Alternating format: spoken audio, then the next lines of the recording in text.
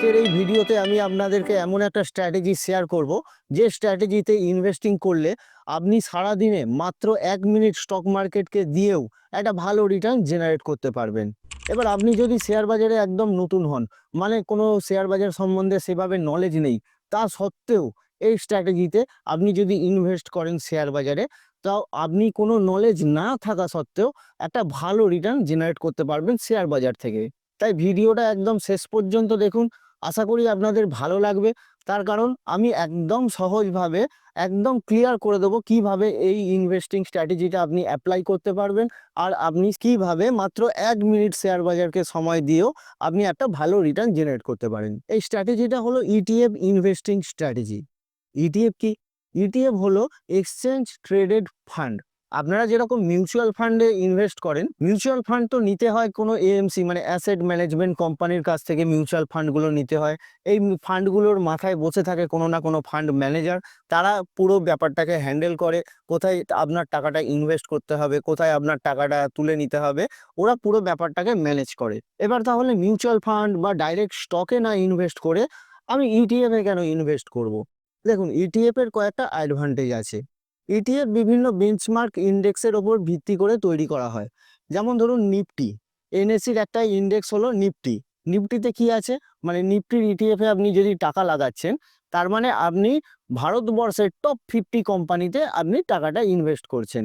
সেরকমই বিএসসি একটা এক্সচেঞ্জ, তাদের একটা ইন্ডেক্স হলো সেন্সেক্স। তো সেন্সেক্সে আপনি যদি টাকা লাগান, মানে সেন্সেক্সের ইটিএফে যদি আপনি টাকা লাগান, তাহলে আপনি ভারতবর্ষের টপ 30 কোম্পানিতে টাকাটা লাগাচ্ছেন। কারণ ডাইরেক্ট নিফটি বা সেন্সেক্স তো আপনি কিনতে পারবেন না, আপনাকে ইটিএফ এর মাধ্যমেই সেগুলোকে কিনতে হবে। এবার আপনি যদি ডাইরেক্ট কোনো স্টকে টাকা লাগান, সেই স্টকটা তো জিরো হয়ে যেতে পারে। মানে কোনো একটা স্টক কোনো কারণে পড়তে পড়তে আপনার হয়তো কোনো ভুল হলো, আপনার ইনভেস্টিংটা ঠিকঠাক হয়নি, মানে সেই কোম্পানিটায় কোনো প্রবলেম এলো, সেই জন্য কোনো স্টকটা তো হয়তো 100 টাকার স্টকটা আস্তে আস্তে 90 টাকা হতে পারে, 80 টাকা হতে পারে, 50 টাকা হতে পারে, জিরো হয়ে যেতে পারে। কিন্তু ইটিএফ কখনো জিরো হবে না। কেন হবে না? তার কারণ হলো আপনি ভারতবর্ষের টপ 50 কোম্পানিতে টাকাটা লাগিয়েছেন ইটিএফ এর মাধ্যমে। এবার আপনি যদি ধরুন নিফটির ইটিএফ এ টাকা লাগান, মানে নিফটি 50-র ইটিএফ এ যদি আপনি টাকাটা লাগাচ্ছেন, তার মানে হলো আপনি ভারতবর্ষের টপ 50 কোম্পানিতে টাকাটা লাগিয়েছেন। এবার 50টা কোম্পানি একসাথে কি জিরো হয়ে যাওয়া সম্ভব? সম্ভব নয়। হ্যাঁ, হতে পারে সেই 50টা কোম্পানির মধ্যে যেকোনো একটা স্টকের কোনো প্রবলেম হলো, সেই কোম্পানিটায় কোনো প্রবলেম হলো, সে আস্তে আস্তে পড়তে থাকলো। এবার তখন কি হবে? যখনই কোনো কোম্পানির শেয়ারের দাম ধীরে ধীরে পড়তে শুরু করলো ধরুন, এবার সে হয়তো ছিল 50টা কোম্পানির মধ্যে 40 নম্বরে, সেই 40 নম্বর থেকে নামতে নামতে 45-এ এলো, তারপরে 50-এ এলো। যখনই সে 50 থেকে 51 নম্বরে চলে যাবে বা 52 নম্বরে চলে গেল, তখনই তাকে রিপ্লেস করবে যে 51 নম্বরে ছিল, সেই 51 নম্বর শেয়ারটা 50 জনের লিস্টে সে ঢুকে পড়লো। এবার আপনার যে টাকাটা ওই কোম্পানিতে লাগানো ছিল, অটোমেটিক্যালি সেই কোম্পানি থেকে বেরিয়ে সেই যে যে নতুন স্টকটা আবার 50 নম্বরের লিস্টে ঢুকে গেল, তার শেয়ারে সেই টাকাটা আপনার রিপ্লেস হয়ে গেল। তাই নিফটির ইটিএফ বা যে কোনো সেন্সেক্সের ইটিএফ এ আপনি যদি টাকা লাগান, আপনার রিস্ক সব থেকে কম। তার কারণ ইটিএফ কোনোদিন জিরো হতেই পারবে না। কারণ টপ 50 কোম্পানিসে আপনি টাকাটা লাগাবেন বলেই ইটিএফকে আপনি টাকাটা দিয়েছেন। তো যতক্ষণ সে টপ 50-র মধ্যে সেই কোম্পানিটা আছে, ততক্ষণই আপনার টাকাটা ওর মধ্যে ইনভেস্ট করা থাকবে। যদি বাই চান্স সে কোনো একটা স্টক, কোনো একটা শেয়ার, কোনো একটা কোম্পানি ধীরে ধীরে পড়তে শুরু করলো, যখনই পড়ে গেল, আপনার টাকাটা সেই কোম্পানি থেকে তুলে নেওয়া হলো, এবং যে কোম্পানিটা তাকে রিপ্লেস করলো, সেই কোম্পানিতে আবার ইনভেস্টমেন্টটা চলে গেল। তো 6 মাস অন্তর অন্তর এই কনফিগারেশন গুলো হতে থাকে, মানে আপনার টাকাটা কন্টিনিউ রোটেট হতে থাকে।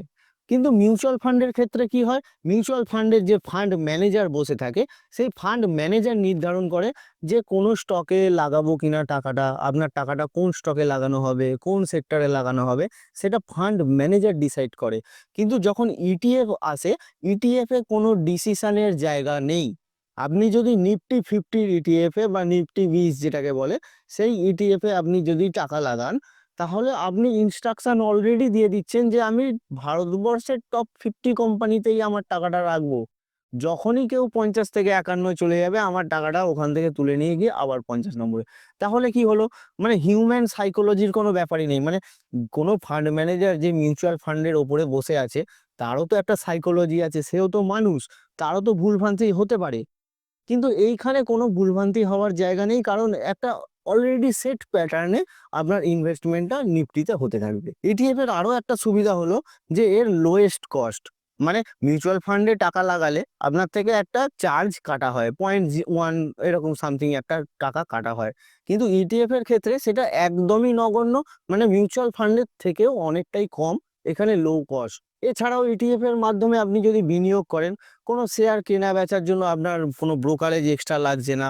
প্লাস সেই কোম্পানিগুলো যদি আপনার ডিভিডেন্ড দেয়, ধরুন যে 50টা কোম্পানিতে আপনি ইনভেস্ট করছেন, সেই 50টা কোম্পানির ডিভিডেন্ডের টাকাগুলো আপনার ইটিএফ এ আবার অ্যাড হয়ে যাবে। মানে ডিভিডেন্ডের টাকাটাও আপনার ইটিএফ এর সাথে অ্যাড হয়ে আবার সেই কোম্পানিতে ইনভেস্টেড হয়ে যাবে। অর্থাৎ মোদ্দা কথা হলো যে ইটিএফ মিউচুয়াল ফান্ডের মতোই কাজ করে, কিন্তু এক প্রকার ডাইরেক্ট স্টকেই ইনভেস্টমেন্টের মতো আমাদের কাছে আসে। মানে আমি যে ইটিএফ এ টাকা লাগাচ্ছি, তার মানে আমি এক প্রকার ওই 50টা স্টকেতেই আমি টাকাটা লাগাচ্ছি। আর মিউচুয়াল ফান্ডে যেরকম এনএভি বা ন্যাব সারাদিনে মাত্র একবারই আপডেট হয়, এখানে সারাক্ষণ কোনো স্টক যেরকম ওঠানামা করে, সেই রকমই ইটিএফ এর দামও সারাদিন ফ্লাকচুয়েট করতে থাকে। অর্থাৎ আপনার পোর্টফোলিওতে সারাক্ষণ এটা ফ্লাকচুয়েট করবে। এবার আপনি যদি নিফটির ইটিএফ এ টাকা লাগান, মিউচুয়াল ফান্ডের মতো করেই টাকা লাগান, তাহলে এর আবার স্ট্র্যাটেজি কি? এতে কি কোনো স্ট্র্যাটেজি লাগে নাকি? যেরকম মিউচুয়াল ফান্ডে টাকা লাগাই, সেরকম এখানেই লাগিয়ে দেবো। দেখুন, মিউচুয়াল ফান্ডের মতো করে আপনি টাকাটা লাগাতেই পারেন, কোনো অসুবিধা নেই, আপনার রিটার্ন জেনারেট হবে। কিন্তু একটা স্ট্র্যাটেজির মাধ্যমে যদি আপনি এই ইনভেস্টমেন্টটা করতে থাকেন, তাহলে কি হবে, আপনার রিটার্নের পরিমাণটা অনেকটা বেড়ে যাবে। কারণ আপনি ভালো করে দেখবেন আমার সবকটা ভিডিওয় আমি সারাক্ষণ একটাই কথা বলি, সেটা হলো স্ট্র্যাটেজি, স্ট্র্যাটেজি আর স্ট্র্যাটেজি। স্ট্র্যাটেজি ছাড়া শেয়ার বাজারে সাফল্য পাওয়া সম্ভব নয়। তাই আপনি ট্রেডিং করুন, আপনি ইনভেস্টিং করুন, আপনি মিউচুয়াল ফান্ড করুন, বা আপনি ইটিএফ করুন, সবেতেই আপনার একটা সঠিক স্ট্র্যাটেজি লাগবে। আর আজকের এই যে স্ট্র্যাটেজিটা আমি আপনাকে শেখাচ্ছি, সেটা মাত্র 1 মিনিট আপনার শেয়ার বাজারে দিলেই হবে। স্ট্র্যাটেজিটা কি? স্ট্র্যাটেজিটা হলো আপনার যে ইনভেস্টমেন্ট অ্যামাউন্ট, মানে আপনি যে টাকাটা লাগাবেন শেয়ার বাজারে ভেবেছেন, মানে প্রতি মাসে যে টাকাটা আপনি লাগাবেন ভাবছেন, সেটাকে প্রথমেই ভাগ করে নিতে হবে 20 দিয়ে। কেন 20 দিয়ে ভাগ করে নেব? তার কারণ যদি ছুটি ছাটা না থাকে, ওই মোটামুটি 20 দিন আমাদের শেয়ার বাজারে ট্রেডিং হয়। এবার আপনি যদি ভাবেন 1000 টাকা ইনভেস্ট করব প্রতি মাসে, তাহলে আপনাকে 20 দিয়ে ওটাকে ভাগ করে নিন, মানে হয়ে গেল 50 টাকা। আপনি যদি 5000 টাকা প্রতি মাসে ইনভেস্ট করবেন ভাবেন, তাহলে হয়ে গেল 250 টাকা। বা আপনি যদি 10,000 টাকা প্রতি মাসে শেয়ার বাজারে লাগাবেন ভাবেন, তাহলে আপনার হয়ে গেল 500 টাকা। মানে এই 20 দিনে আপনি ডেলি 500 টাকা করে ইনভেস্টমেন্ট করবেন, এই চিন্তা করে নিয়ে নামলেন। দেখুন, অ্যামাউন্টটা আপনাদের যে যার মতো হতে পারে। আমি মনে করি যে মোটামুটি আপনার ইনকামের 10% তো মিনিমাম ইনভেস্ট করা উচিত। মানে ওটা আমি মিনিমাম বললাম, এর থেকে যত বেশি হবে তত ভালো। তাও মিনিমাম 10% তো করতেই হবে। তো আপনার যদি মাইনে 10,000 টাকা হয়, তাহলে আপনার 1,000 টাকা হলো। আপনার যদি 50,000 টাকা মাইনে হয়, আপনার 5,000 টাকা হলো। আপনার 1,00,000 টাকা যদি মাইনে হয়, তাহলে মাসে 10,000 টাকা হলো। এবার আমি যদি ভেবে নিই, আপনি ওই 250 টাকা করে ডেলি আপনার হিসাব হলো যে আপনি 250 টাকা করে ডেলি লাগাবেন। তাহলে আপনাকে কি করতে হবে? দেখুন, ইটিএফ এ ইনভেস্ট করতে গেলে তো আপনাকে একটা ব্রোকারেজ অ্যাকাউন্ট এমনি খুলতেই হবে। তা আপনার ফোনেই নিশ্চয়ই সেই অ্যাপ থাকবে। রোজের 1 মিনিট আপনাকে কি করতে হবে? আপনাকে ব্রোকার অ্যাকাউন্টটা একবার খুলতে হবে, মানে যে অ্যাপের মাধ্যমে আপনি ইনভেস্টটা করেন, সেই অ্যাপটাকে একবার খুলতে হবে। খালি চেক করতে হবে নিফটি গ্রিন আছে না রেড আছে, মানে নিফটি আপ না নিফটি ডাউন। যদি নিফটি ডাউন থাকে, মানে যদি নিফটি আজকে লাল, রেড, মানে নিফটি আজকে ডাউন আছে আগের দিনের থেকে, আপনি আপনার 250 টাকা লাগিয়ে দেবেন। এবার হতে পারে আপনার পরের দিনকে নিফটি গ্রিন আছে, সেদিন আপনি টাকা লাগাবেন না, তাহলে আপনার টাকাটা জমে গেল। তারপরের দিন আবার দেখলেন নিফটি রেড আছে, তাহলে আপনার আগের দিনের যে জমে যাওয়া টাকাটা 250 টাকাটা যেটা আছে, আবার তারপরের দিনের 250 টাকা, তাহলে 500 টাকা হয়ে গেল। যেদিন আপনি নিফটিটাকে রেড দেখলেন, সেদিনেই 500 টাকা দিয়ে দিলেন। তারপর হতে পারে আরো 4-5 দিন পর পর নিফটি গ্রিন আছে, মানে নিফটি আপ হচ্ছে, নিফটি আপ হচ্ছে। সেই 5-6 দিন যে কদিন আপনি ইনভেস্ট করতে পারলেন না, টাকাটা আপনার জমে রইলো। সেই টাকাটা যেদিন আপনি প্রথম দেখলেন যে নিফটি রেড হয়েছে, আপনি সেদিন টাকাটা লাগিয়ে দিলেন। এতে সুবিধা কি হবে? আপনি যখনই টাকা লাগাচ্ছেন, ডাউন মার্কেটে টাকা লাগাচ্ছেন। মানে আপনি যখনই সেই ইটিএফটাকে কিনছেন, তখনই আপনি ডিসকাউন্টে কিনছেন। আমরা তো ওয়েট করি বিগ বিলিয়ন ডে কবে আসবে, ফ্লিপকার্টের সেল কবে আসবে, অ্যামাজনের সেল কবে আসবে। কেন ওয়েট করি? যাতে আমরা ডিসকাউন্টে পাই। কোনো প্রোডাক্টটাকে আমরা যে কিনবো সেটা যাতে একটু কম দামে পাই, তাহলে আমাদের সেভিংস হবে। ঠিক সেই স্ট্র্যাটেজিটা আমরা ইটিএফ ইনভেস্টিং এ করতে পারি। এই স্ট্র্যাটেজিটা আপনি মিউচুয়াল ফান্ডের মাধ্যমে করতে পারবেন না, কারণ মিউচুয়াল ফান্ডে আপনার একটা ফিক্সড ডেটে আপনার টাকাটা ব্যাংক থেকে কেটে নেবে। ধরুন হয়তো কারোর মাসের 5 তারিখ, কারোর মাসের 10 তারিখ, কারোর মাসে 15 তারিখ। তো 15 তারিখ মার্কেট আপ আছে না 15 তারিখ মার্কেট ডাউন আছে, সেটা মিউচুয়াল ফান্ড দেখবে না। আপনি সেই ডেটের একটা এনএভি পেয়ে যাবেন। কিন্তু ইটিএফ এ কন্ট্রোলটা আপনার হাতে। আপনাকে আগে থেকেই শুধু মাত্র 1 মিনিট দিয়ে শেয়ার বাজারে ঢুকতে হবে, ব্রোকার অ্যাকাউন্টটা খুলে ঢুকতে হবে। যদি দেখেন যে নিফটি রেড, তাহলে আপনি টাকা লাগাবেন। যদি দেখেন যে নিফটি গ্রিন, তাহলে আপনি টাকা লাগাবেন না। যতদিন গ্রিন থাকবে ততদিনের টাকাটা জমলো। যেই আপনার নিফটি রেড হলো, পরের দিন আপনি টাকাটা লাগিয়ে দিলেন। যতটা জমে আছে এই 8 দিনেরটা, পুরোটা আপনি লাগিয়ে দিলেন। এবার নিফটি তো কন্টিনিউ পড়তে থাকবে না, নিফটি তো আপ হবে। যখনই আপনি কোনো একটা ইনভেস্টমেন্ট করলেন, ধরুন 25,000 টাকা আপনার জমে গেল, নিফটি যখনই রিকভার করবে দেখবেন আপনার পোর্টফোলিও সঙ্গে সঙ্গে 35,000 হয়ে গেছে। তার কারণ আপনি ইনভেস্টমেন্টটা করেই ছিলেন ডিসকাউন্টে। যতবার নিফটি পড়ছে ততবার আপনি ইনভেস্টমেন্ট করছেন। যতবার নিফটি রেড হচ্ছে, যতবার যত ডিসকাউন্ট হচ্ছে, আপনি সেই ডিসকাউন্টগুলোকে গ্র্যাব করে নিচ্ছেন। এবার নিফটি যখনই রিকভার হওয়া শুরু হবে, ব্যাস আপনার টাকাটা কন্টিনিউ বাড়তে শুরু করবে। প্রথম প্রথম কিছু বোঝা যাবে না। ইনভেস্টমেন্টটা যখন আপনি শুরু করবেন তখন খুব একটা কিছু বোঝা যাবে না। কিন্তু যখনই 1 বছর, 2 বছর, 3 বছর, 5 বছর কেটে যাবে, আপনার ইনভেস্টমেন্টটা এত বড় জায়গায় চলে যাবে, আপনি নিজেও কল্পনা করতে পারবেন না যে আপনি এত টাকা জমাতে পারেন। মানে আপনি স্বপ্নেও কল্পনা করতে পারবেন না যে এত টাকাও জমানো সম্ভব এবং এইভাবে বাড়ানো সম্ভব শেয়ার বাজারে না কোনো নলেজ নিয়ে। কিন্তু হ্যাঁ, ডিসিপ্লিনটা বজায় রাখতে হবে। আপনার যতদিন ইনভেস্টমেন্টটা চলবে ততদিন সেম ডিসিপ্লিন, সেম প্রিন্সিপাল আপনাকে ফলো করে যেতে হবে। রোজ একবার করে নিফটিটাকে দেখতে হবে, যেই লাল হবে সঙ্গে সঙ্গে আপনাকে ইনভেস্টমেন্টটা করে দিতে হবে।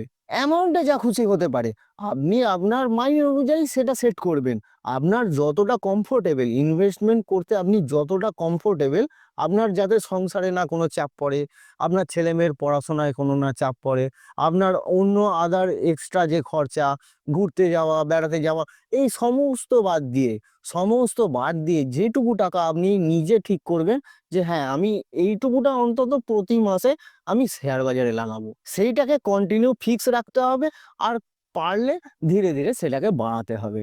যদি আপনি এই সিম্পল স্ট্র্যাটেজিটাকে ফলো করে মোটামুটি 5-7 বছর টাকা জমিয়ে ফেলতে পারেন, তাহলে আপনার যে কর্পাস অ্যামাউন্ট জমা হবে তা আপনি আর কখনো কোথাও অন্য কোনো ইনভেস্টমেন্টে পাবেন না। তাই দেরি না করে ইমিডিয়েটলি এই স্ট্র্যাটেজিটা ফলো করে ইনভেস্টমেন্টটা চালু করুন। কারণ যত তাড়াতাড়ি করবেন তত তাড়াতাড়ি আপনি গ্রো করতে পারবেন। ভিডিওটা যদি ভালো লাগে একটা লাইক করে দিন। আর এই রকমই ইনভেস্টমেন্টের ভিডিওগুলো যদি না মিস করতে চান, তাহলে সাবস্ক্রাইব করে বেল আইকনটাকে টিপে দিন। কারণ আমার উদ্দেশ্য একটাই, আপনাকে ইনভেস্টমেন্টে স্বাক্ষর করা। কারণ স্কুল কলেজে আমাদেরকে ইনভেস্টমেন্ট, ট্রেডিং এই ধরনের কিছু জিনিস শেখানোই হয় না। স্কুল কলেজে আমরা শুধু পড়াশোনা শিখি, ইনভেস্টমেন্টটা কেউ কোনোদিন কোথাওই শেখায় না। আপনাকে হয়তো ভিডিওই দেখতে হবে ইউটিউবের কোনো, বা কোনো বই পড়তে হবে। যদি ভালো কারোর ভিডিও পেয়ে যান, যদি ভালো আপনাকে কেউ গাইড করে দেয়, তাহলে আপনার লাইফটা সফল হয়ে যাবে। আর যদি উল্টো পাল্টা কোনো কেউ গাইড করে দেয়, কেউ ফিউচার অ্যান্ড অপশান এইসব নানা রকম এটা ওটা আপনাকে যদি গাইড করে দেয়, তাহলে আপনার লাইফটা শেষ হয়ে যাবে। তাই আপনার ইনভেস্টিং এর জার্নিতে আপনি যদি একটা ভালো গাইডেন্স নিতে চান, চ্যানেলটাকে সাবস্ক্রাইব করে দিন। আর ভিডিওটা আপনার বন্ধু বান্ধব সবার সাথে শেয়ার করে দিন, যাতে তারাও দেখতে পায় এবং তারাও ইনভেস্টিংটা করতে পারে। ধন্যবাদ। দেখা হচ্ছে এরকমই আরো একটা ভিডিওয়ে।